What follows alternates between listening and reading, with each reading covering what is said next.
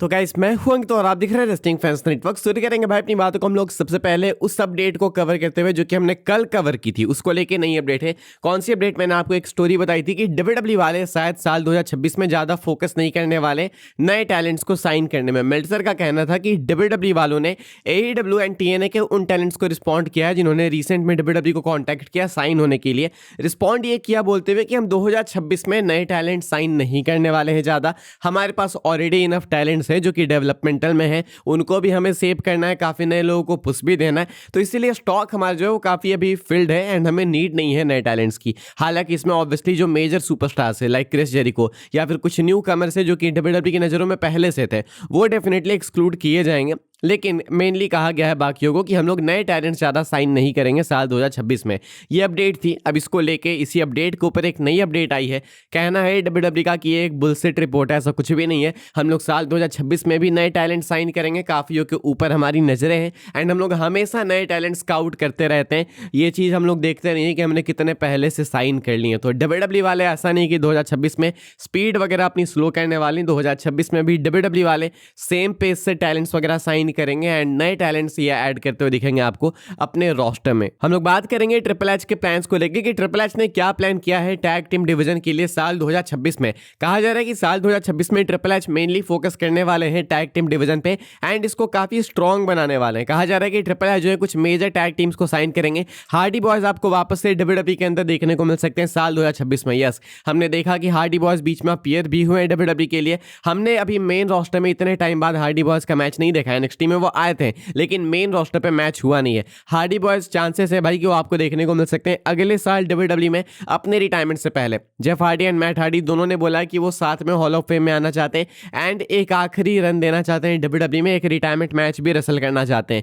तो एक्सपेक्टेड है कि साल 2026 में हार्डी बॉयज प्रॉपर्ली डब्ल्यूडब्ल्यू का कॉन्ट्रैक्ट में आएंगे एंड एक आखिरी रन देंगे डब्ल्यूडब्ल्यू के लिए एंड एक टैग टीम डिवीजन में मेजर एडिशन होगा। ये ना ही सिर्फ इतना बल्कि द प्राइवेट पार्टी एडब्ल्यू की टैग टीम के ऊपर भी डब्ल्यूडब्ल्यू की नजरें हैं। बहुत सी ऐसी टीम्स जिसको डब्ल्यूडब्ल्यू वाले साइन करना चाहते हैं। साल 2026 में टैग टीम डिवीजन को और भी ज़्यादा स्ट्रॉन्ग बनाने की कोशिश करने वाले हैं ट्रिपल एच। अब अभी भी ठीक है, ऐसा नहीं कि अभी बेकार है, अभी ठीक है टैग डिवीजन। अभी से कुछ टाइम पहले बहुत बेकार था, बहुत रद्दी था, लेकिन अब काफ़ी बेटर है। लेकिन इससे भी बेटर बनाने की कोशिश है। अगले साल बहुत सी चीज़ों पे फोकस करना है, स्मैकडाउन पे फोकस करना है। स्मैकडाउन इस साल बिल्कुल खत्म ही हो गया, डेड हो गया, तो स्मैकडाउन पे फोकस करना है। इसलिए स्मैकडाउन 3 घंटे का होने वाला है एंड अब टैग टीम डिवीजन पे भी फोकस करने वाले हैं ट्रिपल एच, ऐसा कुछ बताया जा रहा है न्यू अपडेट के अंदर। आगे बढ़ते हैं भाई, हम लोग बात करते हैं अगली स्टोरी के बारे में जो कि क्रिस जेरिको को लेकर शायद ये एक मेजर स्पॉइलर हो सकता है, शायद इसीलिए बिकॉज कुछ कंफर्म नहीं है, लेकिन हो सकता है।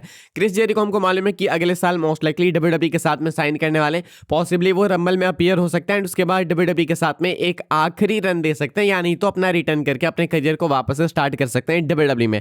अब मैं आपको बताता हूं भाई क्या स्पॉइलर है। पॉसिबली क्रिस जेरिको ने कंफर्म कर दिया है कि वो डब्ल्यूडब्ल्यू के अंदर आने वाले हैं रंबल में। इनका एक्चुअली एक टूर होने वाला है, क्रिस जेरिको का बैंड भी है फौजी, एंड फौजी का आइज ऑन यू टूर होने वाला है साल 2026 में। ये जो टूर है वो स्टार्ट होने वाला है रॉयल रंबल के एक हफ्ते बाद एंड जो टूर है वो खत्म होने वाला है एलिमिनेशन चेंबर से एक हफ्ते पहले। ऑल्सो इस टूर में एक भी ऐसी डेट नहीं है जो कि मंडे नाइट रॉ के साथ में क्लैश करती है। तुमको नहीं लगता कि ये कोइंसिडेंस नहीं हो सकता? आई थिंक जो शेड्यूलिंग है वो बहुत ज्यादा एक्यूरेट की गई है। आई थिंक एक्चुअली में आपको क्रिस जेरिको रंबल में देखने को मिलेंगे। तो इस शेड्यूल के हिसाब से अगर देखें तो हो सकता है कि रंबल में जेरिको अपीयर होंगे, उसके अगले हफ्ते वो आपको देखने को मिलेंगे इस टूर को स्टार्ट करते हुए। लेकिन इस टूर को स्टार्ट करने का मतलब ये नहीं है कि वो इनएक्टिव हो जाएंगे।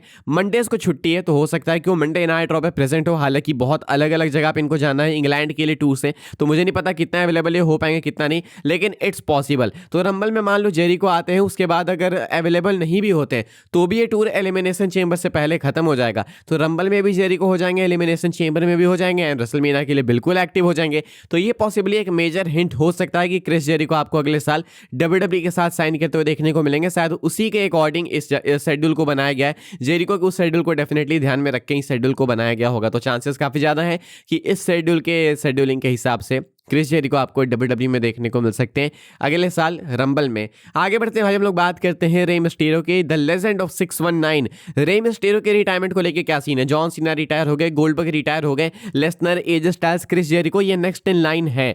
रे मिस्टीरियो क्यों नहीं हो रहे भाई? रे मिस्टीरियो एक बीच रिटायर घोषित कर दिए गए थे, लेकिन अभी तक रे मिस्टीरियो कंपीट करते हैं। मैं आपको बताता हूँ भाई रे मिस्टीरियो के रिटायरमेंट को लेकर क्या अपडेट है।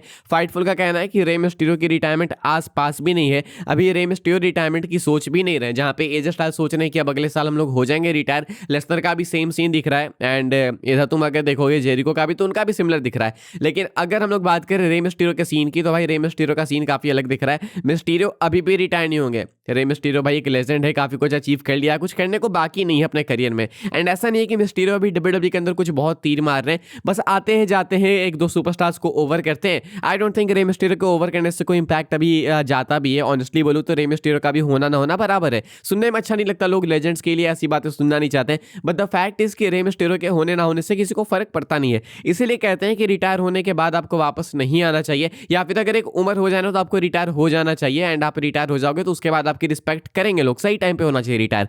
लेकिन रे मिस्टीरियो अभी भी रिटायर नहीं हो रहे, अभी भी टाइम लेंगे। एंड आई थिंक ये एक अच्छा डिसीजन नहीं है। मैं ये नहीं बोलूंगा कि मिस्टीरियो कल रिटायर हो जाए, लेकिन मैं ये बोलूंगा कि सब कुछ अचीव हो चुका है। एंड अब जितना ज्यादा टाइम बिताएंगे रे मिस्टीरियो अभी डब्ल्यूडब्ल्यूई प्रोग्रामिंग पे, डब्ल्यूडब्ल्यूई टीवी पे, उतना ही लोग कम केयर करेंगे इनके बारे में। जितना आप लेट रिटायर हो गए फैंस उतनी कम केयर करेंगे। तो इसलिए बेटर है कि जल्दी रिटायर हो, अपनी लेगेसी को प्रोटेक्ट करें। एंड अच्छा ही होगा भाई, वरना पता नहीं कोई भी नया टैलेंट कुछ भी आके इनको बीट करके जाएगा। तो अपनी लेगेसी को प्रोटेक्ट करने के लिए भी रिटायरमेंट काफी नेसेसरी होती है। हम लोग आगे बढ़ते हैं भाई, बात करते हैं अपनी आखिरी स्टोरी के बारे में, जो कि डब्ल्यूडब्ल्यूई अनरियल को लेकर। डब्ल्यूडब्ल्यूई अनरियल के रन टाइम को लेकर अपडेट निकल के सामने आ चुकी है।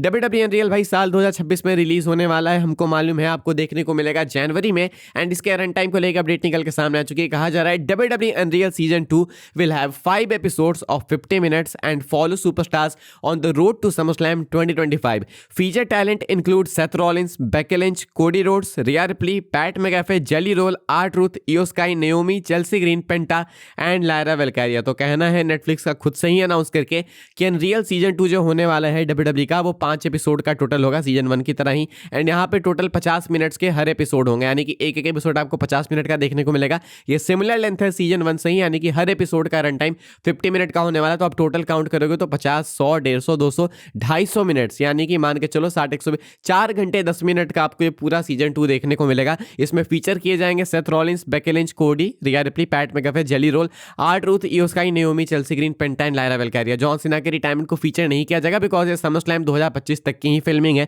उसके बाद इन्होंने डॉक्यूमेंट नहीं किया। अगर करेंगे सीना को फीचर तो वो सीना की डॉक्यूमेंट्री में करेंगे, जो कि आने वाला है, या नहीं तो करेंगे भाई अगले अनरियल में। लेसनर को भी फीचर नहीं किया गया, I think because of the legal troubles, ज्यादा मैं श्योर नहीं हूं। लेकिन लेसनर भी समरस्लैम में थे तो उनका बनता था। फिलहाल लेसनर यहाँ पे है नहीं, लेकिन ये सुपरस्टार्स होंगे। देखना है कि कितना ये इंटरेस्टिंग होता है, कितना नहीं। फिलहाल डब्ल्यूडब्ल्यूई अनरियल सीजन 2 के रन टाइम को लेकर अपडेट आई थी, सो आई थॉट आपको बता देते हैं। बाकी अभी के लिए भाई ये सारी अपडेट थी। आई होप आपको इन्फॉर्मेशन मिली हो। मिलो तो वीडियो को लाइक कीजिएगा, शेयर कीजिएगा, सब्सक्राइब कीजिएगा चैनल को, ताकि आने वाले टाइम के अंदर आपको और भी सही डब्ल्यूडब्ल्यूई के अपडेट्स वगैरह सबसे पहले देखने को, जानने को मिलते रहे। फॉलो कर सकते हैं आप लोग मुझे इंस्टाग्राम एंड ट्विटर पर, लिंक आपको मिलेगा डिस्क्रिप्शन में।